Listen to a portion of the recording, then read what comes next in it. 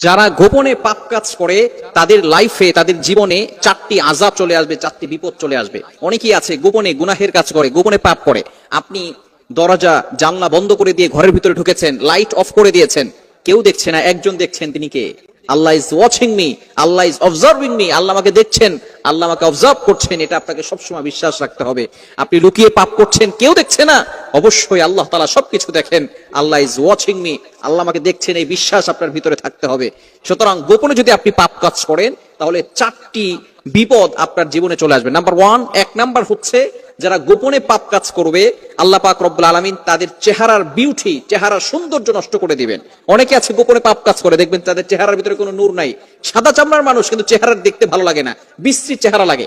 আবার অনেক দেখবেন কালো মানুষ কিন্তু আল্লাহর ইবাদত করে, মিথ্যা কথা বলে না, সত্যের পথে চলে, নামাজ পাঁচ ওয়াক্ত পড়ে, দেখবেন তার চেহারার ভিতরে এমন একটা নূর আছে, চেহারা দেখলে আরো দেখতে মনে চায়। এরকম কিছু মানুষ সমাজে আছে না নাই? এজন্য এক নাম্বার তার বিপদ হচ্ছে, তার আযাব হচ্ছে, আল্লাহ তাআলা তার চেহারার বিউটি, কিউটনেস নষ্ট করে দিবেন, চেহারার কোনো সৌন্দর্য থাকবে না। দ্বিতীয় নাম্বার হচ্ছে সে ইবাদত করে কোনো মজা পাবে না।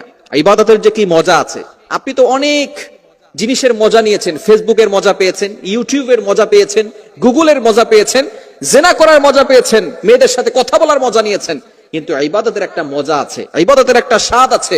এই স্বাদ যদি আপনি উপলব্ধি করতে চান তাহলে গোপনে গুনাহের কাজ করা বন্ধ করে দেন। গোপনে পাপ করলে ইবাদতে কোনো মজা পাওয়া যায় না। অনেক সময় দেখবেন নামাজে দাঁড়িয়েছেন, বিভিন্ন ধরনের চিন্তা নামাজের ভিতরে চলে আসে, বিভিন্ন ধরনের চিন্তা, বাজে চিন্তা নামাজের ভিতরে চলে আসে। মনে করবেন আপনার দ্বারা গুনাহ হয়ে যাচ্ছে, সঠিকভাবে আপনি নামাজ পড়তে পারছেন না।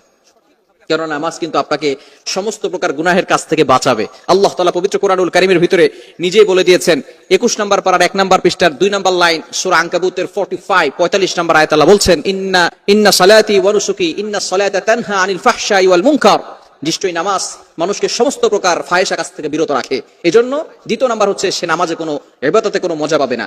3 নাম্বার হচ্ছে তার মানসিক শান্তি থাকবে না, সবসময় অস্থির অস্থির ভাব আসবে, মানসিক ভাবে কোনো শান্তি পাবে না, রেস্টলেস মাইন্ড, তার অন্তরে কোনো প্রশান্তি থাকবে না। অনেক সময় দেখবেন আপনার ঘরে ভালো লাগে না, দোকানে ভালো লাগে না, বাহিরে ভালো লাগে না, কি করবেন কোনো কুলকিনারা খুঁজে পাচ্ছেন না। একমাত্র গোপন গুনাহের কারণে মন অস্থির হয়ে যায়, স্থির থাকতে পারে না, মানসিক ভাবে সে দুর্বল হয়ে যায়। 4 নাম্বার হচ্ছে মোস্ট ইম্পর্টেন্ট, সেটা হচ্ছে আপনার রিজিকে কোনো বারাকা থাকবে না। অনেক সময় দেখবেন আপনি অনেক টাকা ইনকাম করছেন, এটা কিন্তু রিজিক নয়। আপনি টাকা পয়সা ইনকাম করতেছেন, প্রত্যেক মাসে 50,000 টাকা ইনকাম করেন, কিন্তু ওই 50,000 টাকা দিয়ে সংসার চলে না।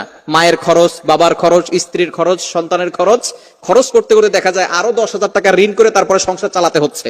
কিন্তু অন্য আরেক ব্যক্তি মাত্র 10,000 টাকা ইনকাম করে, সেখানে সে সুন্দর করে 8,000 টাকা দিয়ে সংসার চালায়, আরো 2,000 টাকা জমা রাখে, এটাই হচ্ছে বারাকা। কিন্তু বর্তমানে আমাদের রিজিকের ভিতরে বারাকা নাই। সুতরাং গোপন পাপ কাজ থেকে আমাদেরকে দূরে সরে আসতে হবে।